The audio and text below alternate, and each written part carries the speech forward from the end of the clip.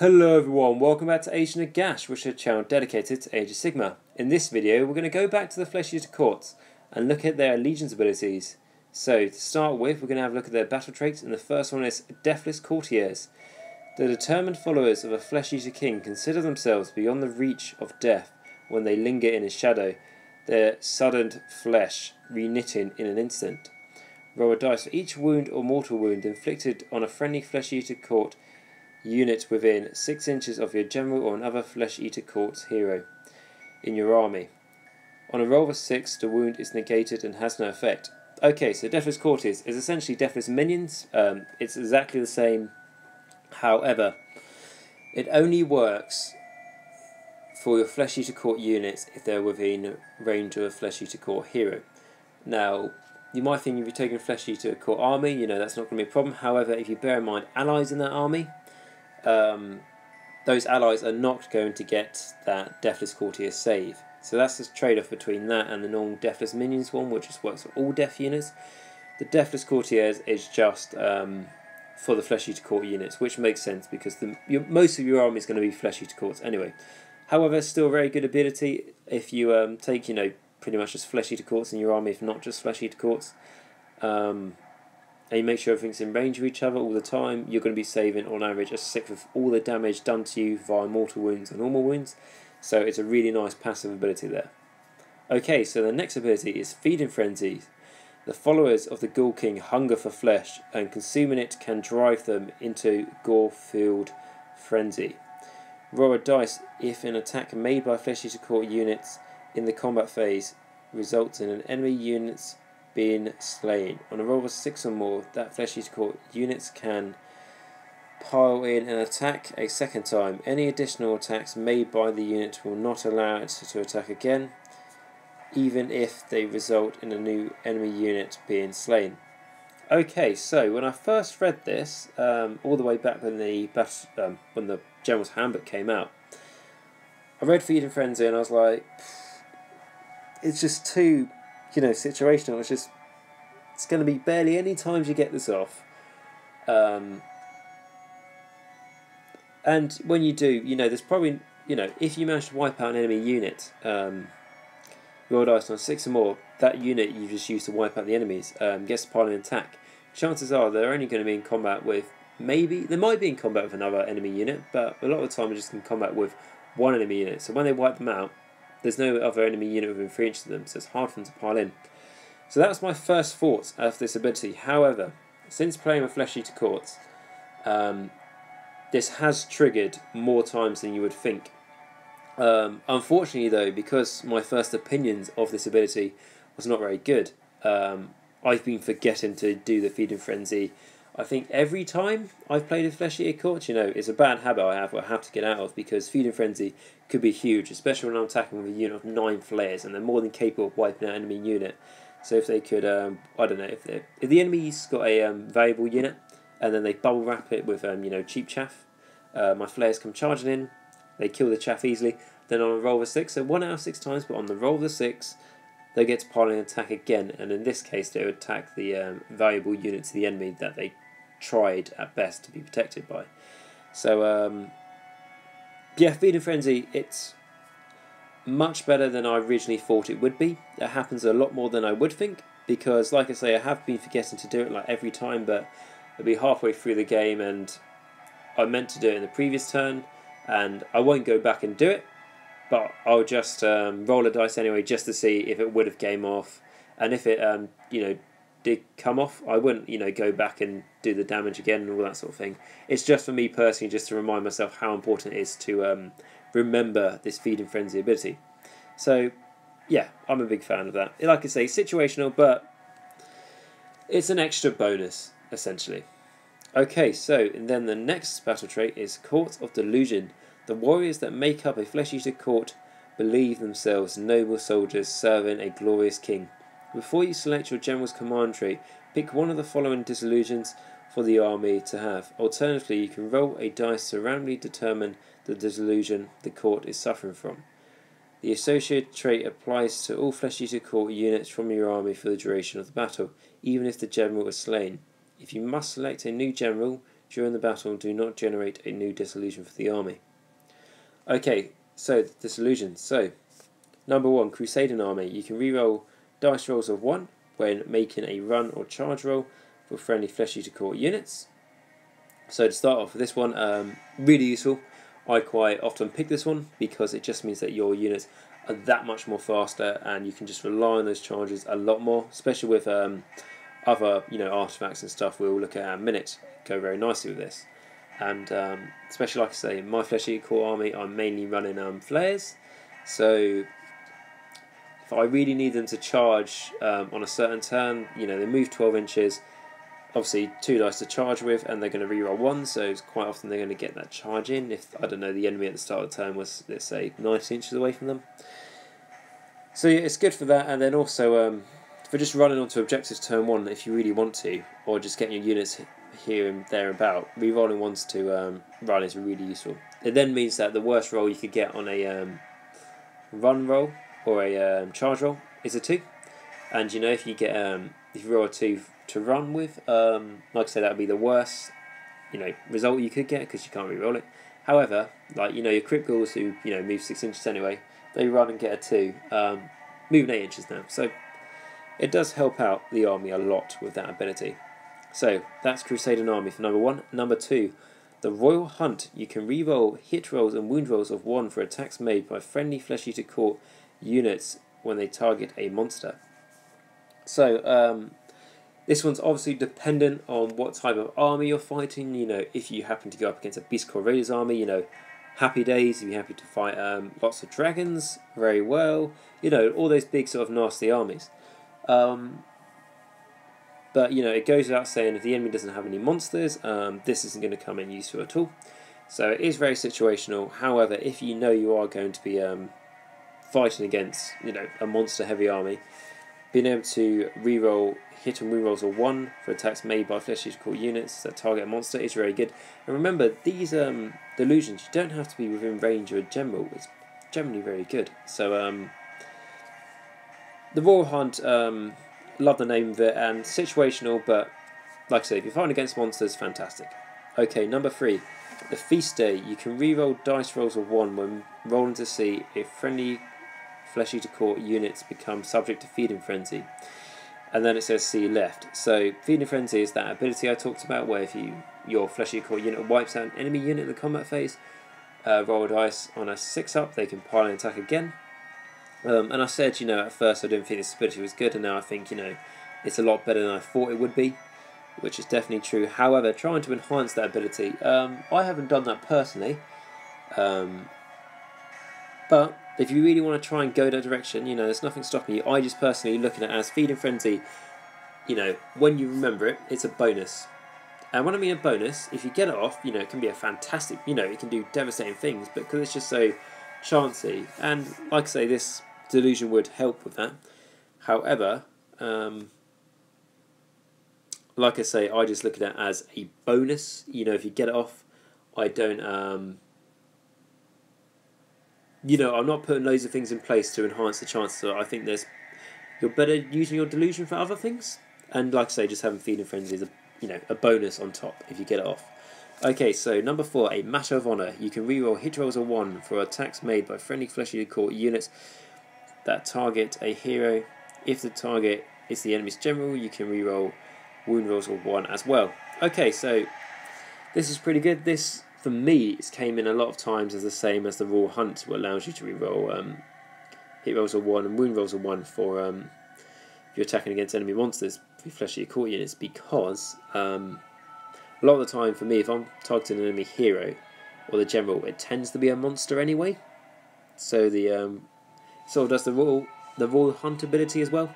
However, it just means if you're trying to take out these supporting characters which you manage to get in combat with, they only have a 5, only have 5 wounds, I don't know, a 4-up save.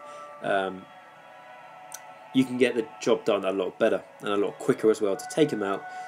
Stop their synergies going on throughout the enemy's army, and really weaken their, not just their combat effectiveness, but their buffs as well, essentially. So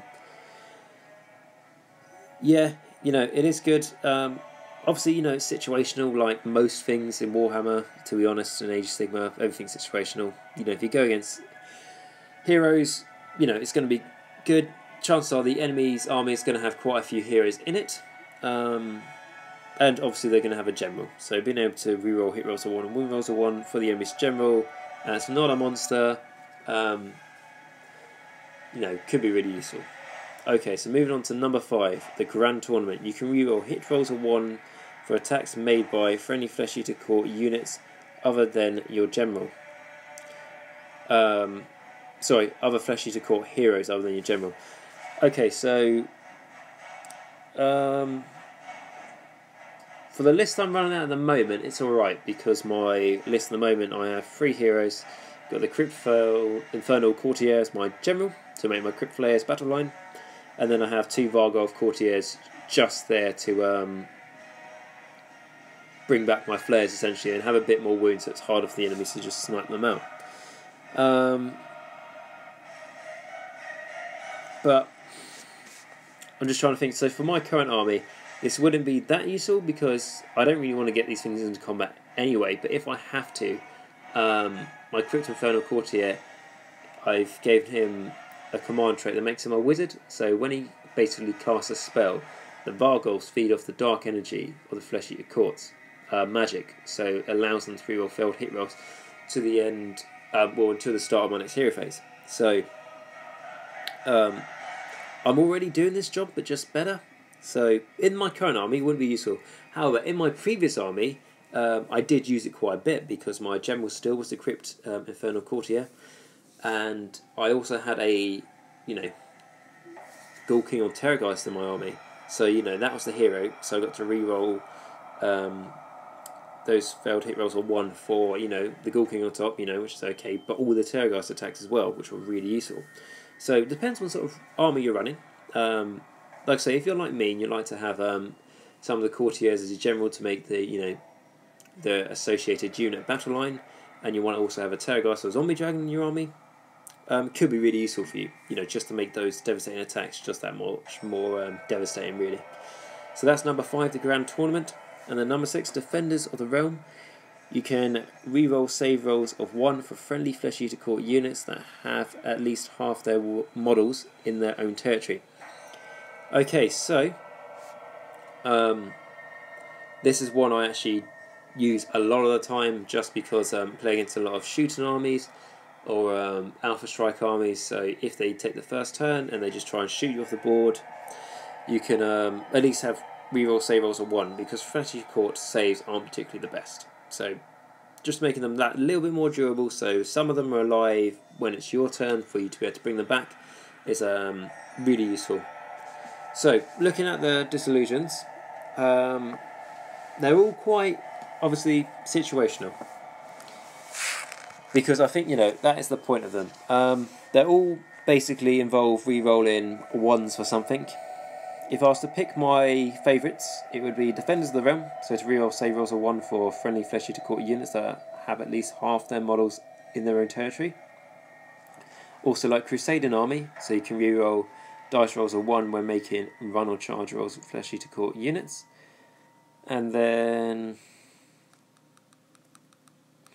I'd say they're my 2 favourite because they come into effect most of the time and in every game. So overall they help your army the best. However, after those 2, I do like the Royal Hunt, just in case if the enemy has got, you know, monsters that are hard to take down, it just makes it that much more easier. So yep, they're the Disillusions, and now we move on to the command traits. So number 1, Bringer of Death. You can reroll wound rolls of 1 for the general. I mean, that's alright. I'm not a big fan of that because I think there are a lot more better command traits here. Bear in mind, if you think, well, I've got, you know, a Ghoul King on Terrorgeist or a Zombie Dragon, this will make it amazing. It'll only be for the Ghoul King's attacks, and they'll be, you know, what's that, 5 attacks, hitting on freeze, wounded on freeze, minus 1 rend, 1 damage, so it's not the best attack to be able to reroll wound rolls on 1 anyway. If you had a Varghulf as a general, it could be useful. However, like I say, I think there's a lot better command traits out here. So, number 2, Frenzied Flesh Eater. So you can reroll failed hit rolls while the general is subject to Feeding Frenzy, and then see the battle traits. So I talked to you what Feeding Frenzy is. So like I said, it's a bonus. I personally don't try and aim to get it, you know, stack all these things to try to be able to get it, because I think you could do that and it might not go off once in the game. So being able to reroll failed hit rolls for the general, which is subject to Feeding Frenzy, I don't really like that, because I just think it's too, you know, that is really situational. Yeah, I'm not a big fan of that, and like I've said in Disillusions, there are ways for you to be able to reroll hit rolls of 1 depending on what you're fighting, so yeah, I'm not a big fan of that personally. And then number 3, Majestic Horror. If the general has a command ability that allows them to summon models to the battlefield, they can use it twice in each of their hero phases. If they do not have such command ability, they can summon a Men-at-Arms ability from the opponent Ghoul King's War Scroll once in each of your hero phases. So I've told you what I thought about the command abilities for the Flesh Eater Quartz. I'm not personally a fan of them, as you can only bring on, you know, minimum sized units onto the board. However, it could be useful. I know, like, some, you know, big tournament players and stuff have used this command trait before, so there must be something good about it. Because if you can, you know, like, let's say you've got, you know, Ghoul King as your general, just on foot, you can now summon, you know, like 2 10-man units of ghouls onto the board, you know, on the backboard behind your enemy, and then they've got to turn around and try and deal with them, so you can outflank them a little bit. However, you would put them on the board, and then obviously I believe it's 6 inches from the board edge and 9 inches away from enemy models. So you put them on the board, then the enemy has to react to them, so it's the enemy's turn next. They react to them, they shoot them off, or they just charge and wipe them out. And then that's like, if you're bringing on ghouls, so you know that's a waste of 200 points. And yeah, you've distracted the enemy and you know, made them have to deal with something for 1 turn. However, that might not have been good enough. So for me personally, not. I mean, you could summon, like, you know, 2 3-man units of flares just to give the enemy something to think about, or, you know, 2-man units of crypt horrors, but preferably flares, probably because they move faster, so they can get to where they need to the next turn if they survive. But if I was to do that, my units would be probably, not always, but probably too far away from my courtiers to be able to reinforce those units and bring them back to life. So I'm personally not a big fan of that.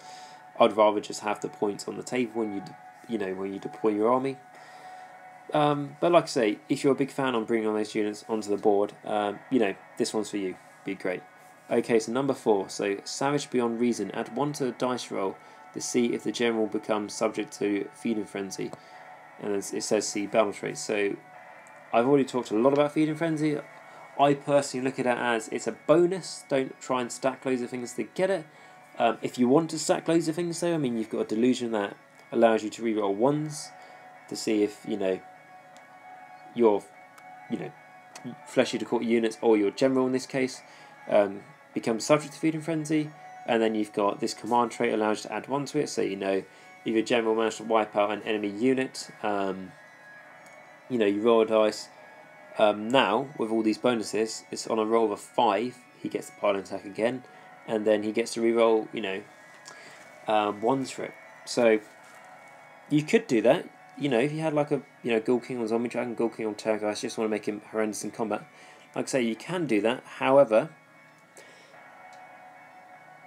you know, it's technically benefiting the rest of your army, but I really would prefer command traits and, you know, delusions that help your whole army more of the time, rather than just really situational and trying to make your general really good. So that's just my personal opinions. But, you know, if you really want to go the Feeding Frenzy route, there's ways for you to stack it.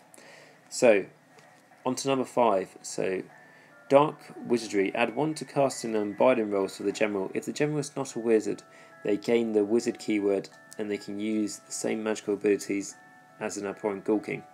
Okay, so I've recently started using this one in my new list, which is, you know, like 1 Crypt Flare Infernal Courtier as the general.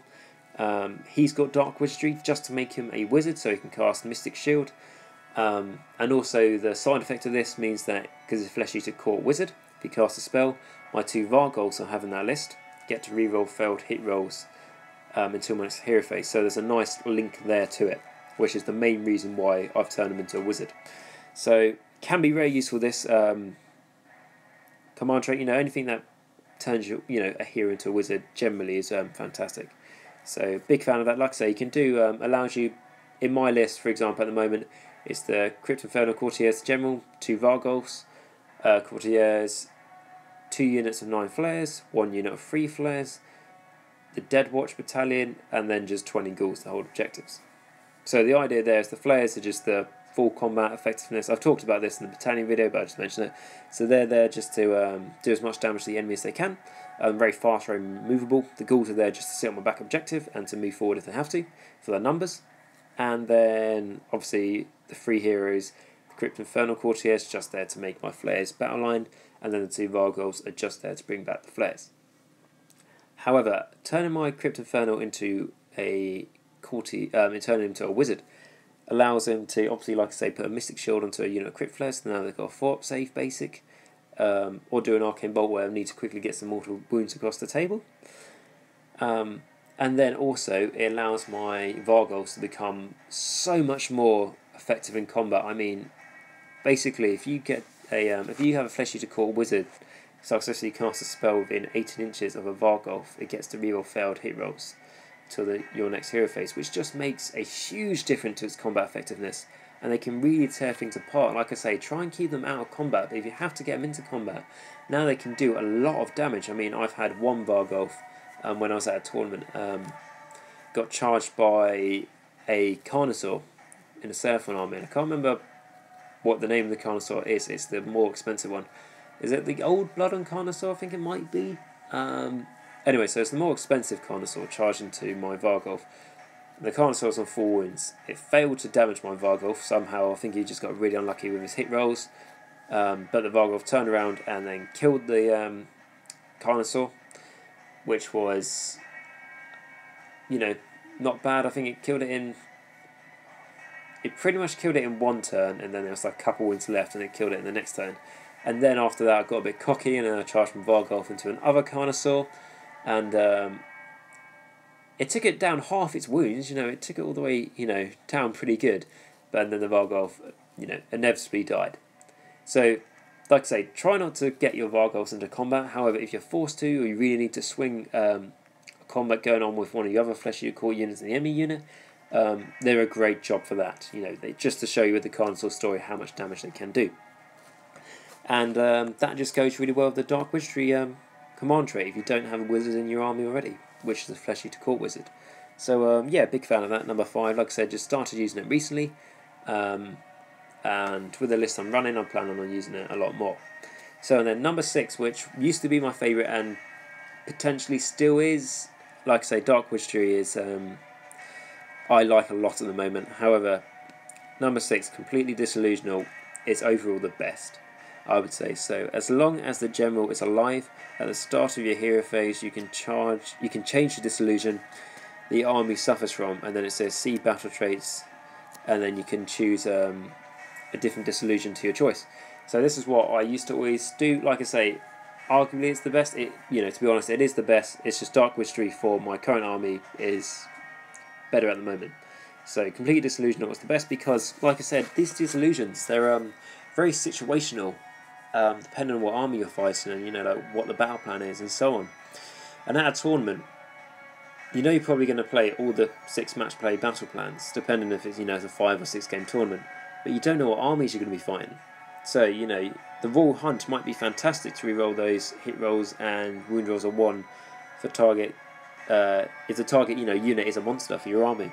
However, if you go, yeah, I'm going to do this, and you take it, and you think, oh, big enemy monsters, they're not going to stand a chance, and then 3 out of 6 of your games there hasn't been any any monsters, quite unlikely. But an example of an army like that you might face is a like Murder Host army, which is loads and loads and loads and loads of bloodletters and very little to much else, and no behemoths or monsters for you to be able to do that. Those rerolls against. So with little examples like that, being able to change your disillusion depending on the situation. It's not even for each game you decide. It's just for each battle round. It has to be at the start of your hero phase, though. That's very important.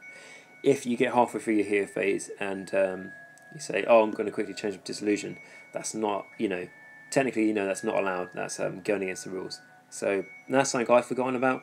And I think halfway through my hero phase, oh no, I'm going to change my Disillusion. And I look at, oh, I can't have to do it at the start of my next hero phase. I have to remember that. So, like I say, if you're going to a tournament and you, first army you play against, is Beast Core Raiders, you can go, right, turn 1, start my hero phase, I'm going to change my Disillusion to the Raw Hunt, as I think, I'll be able to get to them, like, I don't know, turn 1 or whatever turn it is, you'll just be able to do more damage because, the army's mainly monsters. So what I usually do with complete Disillusion is I keep my starting Disillusion as Defenders of the Realm, so I get to reroll save rolls of 1 for any Flesh Eater Court units that have at least half their models in my own territory. As this is just good against enemy shooting or enemy alpha striking, it's just generally a very good one to start with. And then if the enemy's gone first, let's say they've shot me a bit, they've moved up their troops to take the middle objectives, what I will then do is I will, start off my turn, I will probably change it to Crusading Army, so I can re-roll those dice or 1 when making run charge rolls, just to help out my charges, to be able to charge them on my first turn.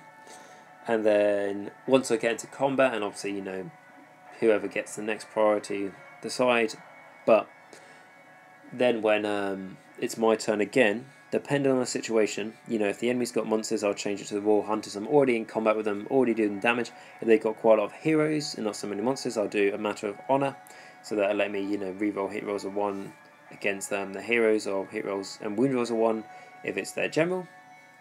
And then I just sort of take the Disillusions from there and just pick them when they're best suited. Like I say, Disillusions are really, really, really situational. Generally are all good. Some of them are really good, again in a certain situational. And like I say, because they are so situational, being able to pick and choose when you want to use each one is really useful, especially in a 6-game tournament where you go, right, okay, I'm going to go with, let's say, the Royal Hunt, because I think I'm going to fight lots of monsters.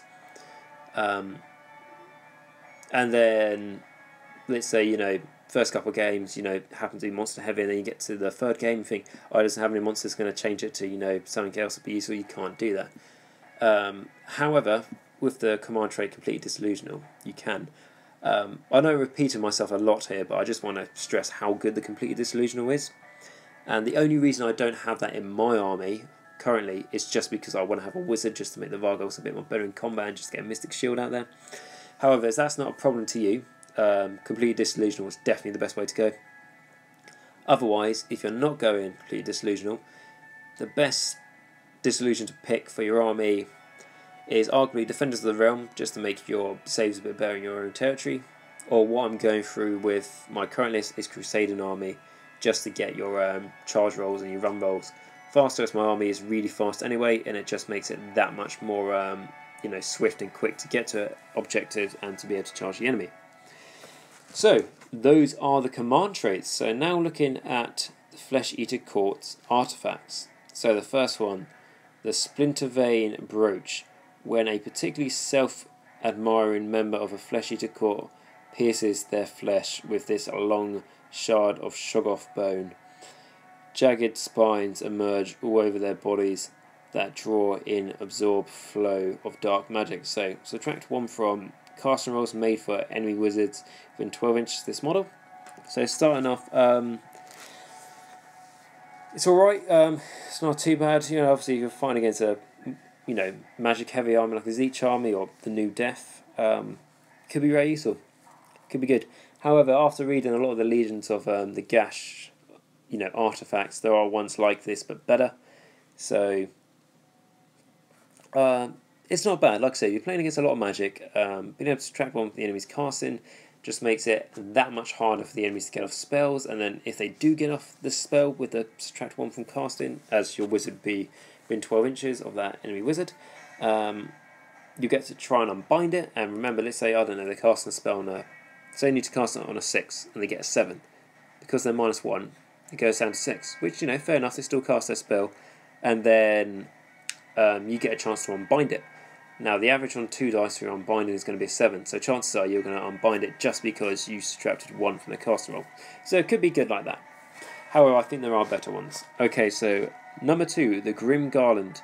Formed of the skulls of kings and emperors from across the realms, this morbid wreath echoes fear and even the bravest of enemy champions. Subtract 2 from bravery of enemy units within 6 inches of this model. Okay, so this is fantastic for my army. It's what I use all the time because the flayers shooting attack a lot of the time is just completely pointless. You don't even mention it to the enemy. However, with the Grim Garland, it makes it so much more better because their shooting attack is they pick an enemy unit within 9 inches, I believe, and you roll a dice each one of your flares that's within range. And so you roll that dice, you plus 1 to it, and the difference between that and the enemy's bravery is how many mortal wounds they take. So normally, like I say, completely pointless, does not work at all unless you're going against Skaven or something.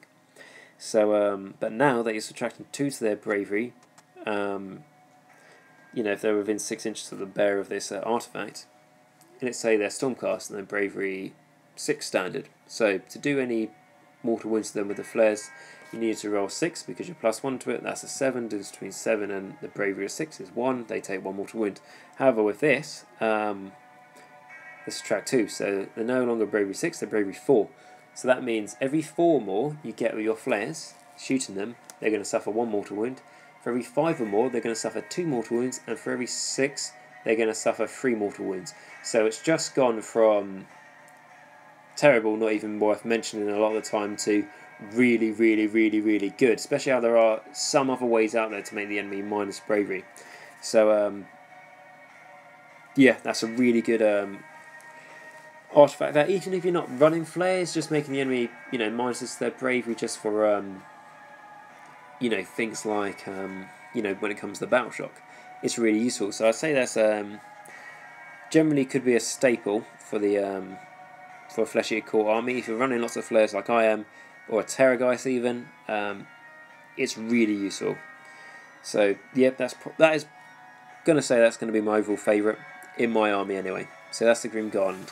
So number 3, Knee in Bone. After the gnarled club has been hurled at an enemy, it will return to the hand of the last fiend to have tasted its juicy marrow.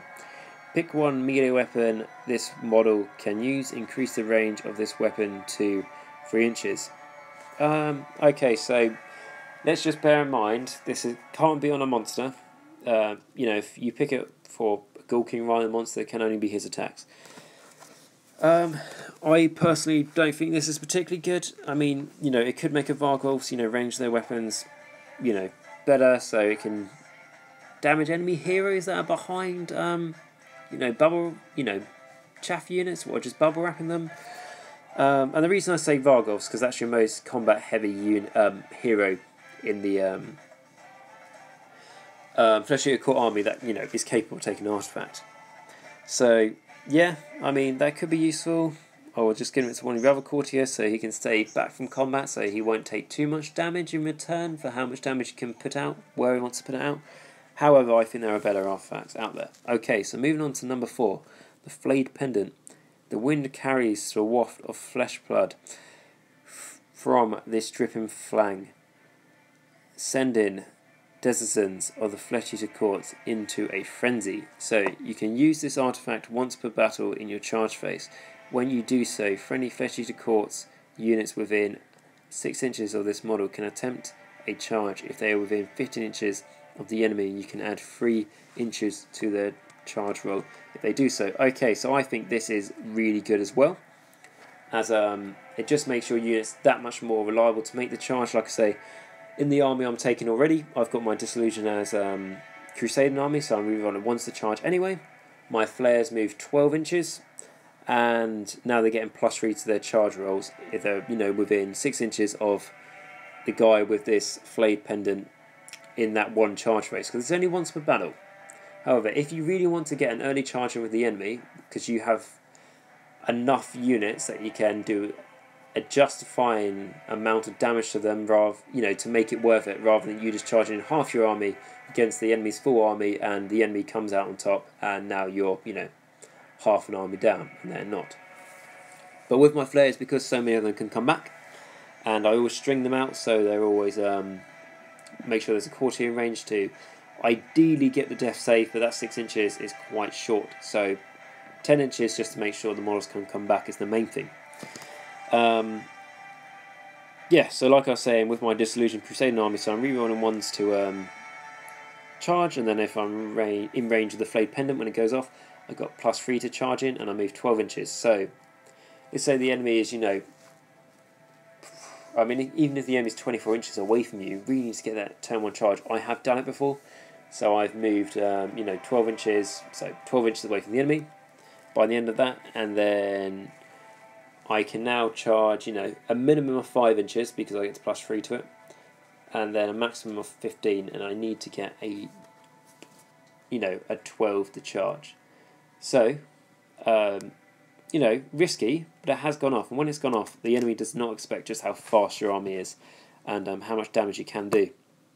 So that's one situation there. Another situation where this could be useful is not when you're trying to get turn 1 charge, but for example, when I was on Warhammer live once, and I had a game at the Grand tournament at Warhammer World. I think that was about 4 months ago now, something like that.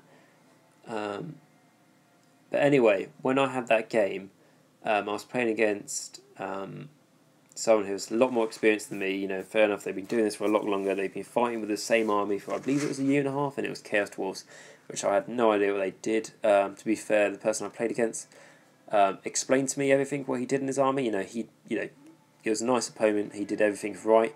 However, because also I was really happy to go on the TV, a lot of the information he told me unfortunately went in one ear and actually went out the other, unfortunately. But like I say, it was nice for him to tell me what his army did and all that sort of thing.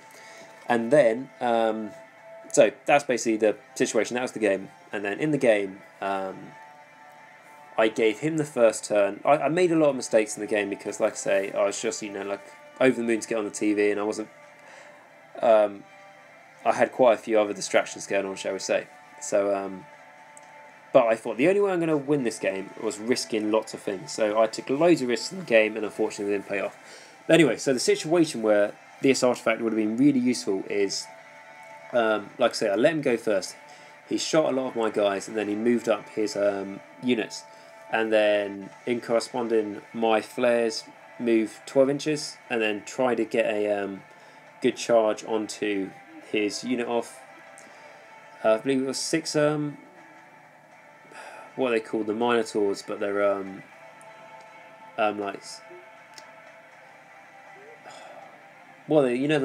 Minotaurs, but they're like Centaurs as well, so they're like a cross. They're the Chaos Dwarf unit from Forge World. However, so I moved 12 inches to try and get very close to them. I think I ended up being like, I was 3 inches away, so it wasn't too bad. And then, but my unit was quite stringed out, so I needed to get a high charge roll to be able to get all my models in.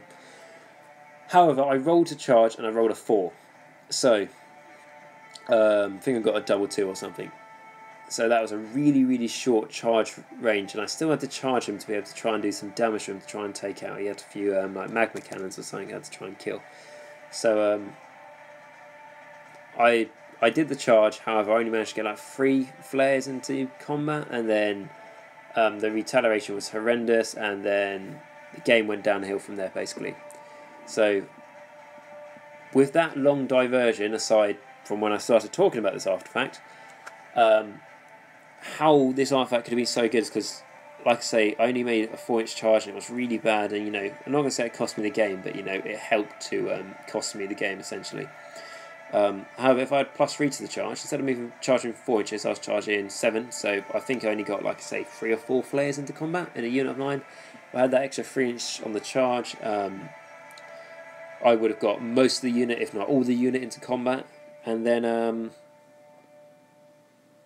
it would have made so much difference because my unit could have done so much damage in that turn. However, I didn't have that artifact, and I had to suffer with a short charge range, and I suffered very badly for it. So now I do always take the Flayed Pendant just to give myself the more reliable charge, only once per game, but a lot of the time in the game there's only one charge when it really matters for each unit. Okay, so number 5, the Blood River Chalice. Carved from a Troggoth skull and filled continuously with blood, this vessel has been gifted to many kings over the ages. When quaffed, the grisly fluid re-knits even the most grievous wounds. So you can use this artifact once per battle in your hero phase. When you do so, this model heals d6 wounds. Okay, so this is generally just flat really good. I did used to auto-take this one because, your courtiers are so important, and just keeping them alive for longer to be able to help out the rest of your army, bring back those models, was essential. So I gave this to a Vargolf. However, now, how I run my army, I always take the Grim Garland, because making the enemy -2 bravery for my army is really useful with all those flares. And then I also take the Flayed Pendant just to make my charges more reliable. So, like I say, those are my two favourite, the Grim Garland and the Flayed Pendant. However, the Blood River Chalice does deserve a worthy mention, because being able to heal d6 wounds once per game your hero phase is really, really, really useful. I've used this on my Vargolf when he's gone down to 2 wounds. He's done this and he's healed 6 and he's back up to full strength. I've also done this on the Vargolf. He's got 1 wound left and I rolled to heal and I only get a 1, so he's only healed 1 wound. However, it's 1 wound more than he would have healed if he didn't have this artifact. And especially how that bastard can heal in the combat phase as well. And like I've mentioned, how good they can be in combat just makes them really survivable. And the more survivable they are, the more for your units you can reinforce. So, depending on what army you're running, the Blood River Chalice could be an auto-include. Like I say, just for me, I would take the Flayed Pendant over it. And then number 6, Heart of the Garnet Feast. This quivering slab of flesh still beats with the strength of the garnet from which it was torn, and with each bite it bestows colossal might. So, you can use this artifact once per battle in your combat phase. When you do so, you can reroll failed wound rolls for this model in that combat phase. So, just if you're wondering, a Gargant is just a giant. The only reason why it's not called a giant is because they cannot copyright giant, so Gargants it is. So, I don't think this is one of the best ones. It might be better than some of the other ones. If you just really wanted to make your general Vargolf courtier for no huge benefit, you could give them this only once per battle, but it could make their wound rolling really good, and if they get to reroll failed hit rolls as well, they could do so much damage if you want to really glorify Vargolf there. However, apart from that odd situation, I don't think it's particularly good. I like the little story behind it, how it's the flesh from a giant and it gives you great strength, that's pretty cool. And so yeah, that's all the artifacts. So out of my favourites there, I like the Grim Garland as an auto-include for my Flare army to make the enemy -2 their bravery. I like the Flayed Pendant for the once per game charging boost. And then in third place, it has to be the Blood River Chalice, because again, it's got a good little story about how it's like a Troggoth skull. And then, a Troggoth is obviously a troll because they can't copyright troll either. And then you can, it's the once per game healing d6 wounds in your hero phase, which can be, like I say, a lifesaver. So out of those artifacts, I think those 3 are the best, hands down. And then overall, looking at the Allegiance abilities, it's really nice how the story and the narrative of the Flesh-Eater Quartz came through into the Allegiance abilities. And arguably, I think in all the armies that I've reviewed anyway, and potentially out of all the armies out there, I think their Allegiance abilities best reflect their lore. How you've got the Disillusions, you've got the Feeding Frenzies, and even when it comes down to little artifacts, like just the little stories behind them. When I mean stories, I mean like a couple of sentences, just really fluff out the Allegiance abilities. So you've got all the rules there, which can make them quite good in the game. And then you've got, it's just backed up by the story as well, which is really nice. So yeah, that's the Flesh-Eater Quartz Allegiance abilities. I'd say they're probably at best a tier 2 army. Out of tournaments and stuff, if you can play them right, they can be tier 2. If you're struggling with them, maybe not so much. But like I say, the last tournament I went to, which was Blood and Glory, I was the best Flesh-Eater Quartz army out of 5 armies with my Flare list, so was only had 22 models, so it was complete opposite to a Horde, and I was the third out of 17 Death armies, and I think the 2 that beat me, the one that came first, it was a Soulblight army, and I think the other one was a Soulblight army as well. So, but Soulblight's changed now as well, how, you know, Vargheists can't be battle lines, so I'll stop talking now, because I won't be able to give a fair representation of what it's like today from basing off that tournament. However, like I say, there have been the Allegiance abilities. I personally really like them. I'm a big fan of Flesh Eater Quartz. I know quite a few of you out there are more of a fan of things like Soulblight and Death Rattle. I have got a lot of experience with Death Rattle, as I've talked about when I talked about those Allegiance abilities.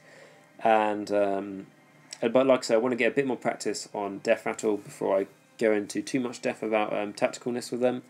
And then things like Soulblight, I haven't actually had too much experience with Soulblight, so I definitely want to, you know, cram in some experience there before I go in too much about it. So like I say, I know you guys really like Soulblight and Death Rattle, but I want to get as much experience with them as I can, like I said in my video I put up earlier today, before I can give you a fair review of them.